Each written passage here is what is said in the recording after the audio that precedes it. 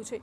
થોડા જ વરસાદમાં સોસાયટી જળમગ્ન થઈ છે। રસ્તાનું લેવલ ઊંચું કરતા દર વર્ષે પાણી ભરાય છે। આ વિસ્તારમાં સોસાયટીના રહીશો પોતાની રીતે પંપની વ્યવસ્થા કરે છે અને કેડસમાં પાણીમાંથી પસાર થવા સોસાયટીના રહીશો મજબૂર બન્યા છે। થોડા જ વરસાદમાં સોસાયટી આખી પાણી થઈ જાય છે, જેના દ્રશ્યો આ કાયમ અમારે ચોમાસામાં આ તકલીફ રહેશે। કેટલું પાણી કેટલા કલાક સુધી રહે છે? 10 કલાક પાણી રહેશે। અમારે ફાઈટર મેલીને પાણી કાઢવું પડે છે। કેટલા વર્ષ જૂની સોસાયટી છે? આ 10 વર્ષ જૂની સોસાયટી છે। કેમ પાણી કેમ ભરાય છે? રોડના લેવલ રોડ ઊંચા કરી નાખ્યા એટલે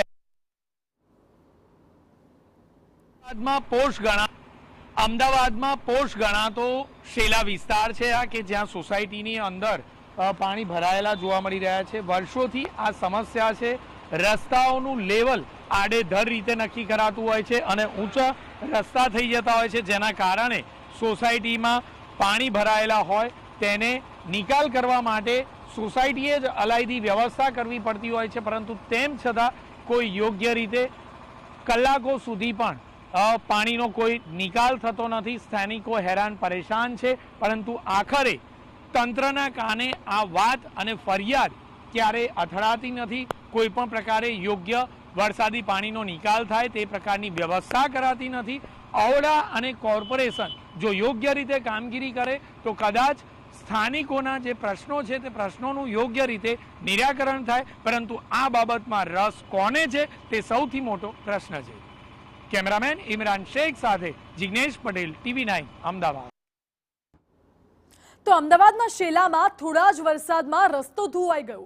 વરસાદી પાણીના નિકાલની કોઈ જ સમસ્યા નથી, અહીં કોઈ જ વ્યવસ્થા નથી અને આ જ રસ્તા પર અગાઉ વિશાળ ભૂવો પણ પડ્યો હતો। કમરતોડ ખાડામાંથી પસાર થવા વાહન ચાલકો મજબૂર બન્યા છે।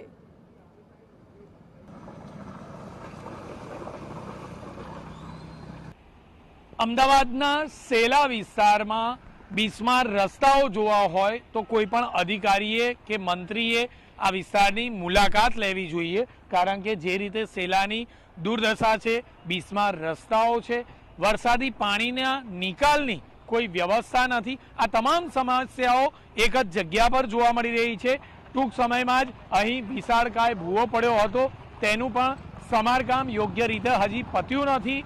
માત્ર ને માત્ર રાહ જોવાઈ રહી છે કે આખરે ક્યારે સેટલમેન્ટ થાય અને ત્યારબાદ ત્યાં રોડ બનાવવામાં આવે, પરંતુ તે પહેલાના આ દ્રશ્યો અને સ્થાનિકોની જે દુર્દશા છે તે ખૂબ જ ચિંતિત થાય તે પ્રકારની છે, કારણ કે આખરે આ વિસ્તારમાં વરસાદી સમયમાં પસાર થવું તો આખરે કઈ રીતે થવું તે સૌથી મોટો પ્રશ્ન બન્યો છે।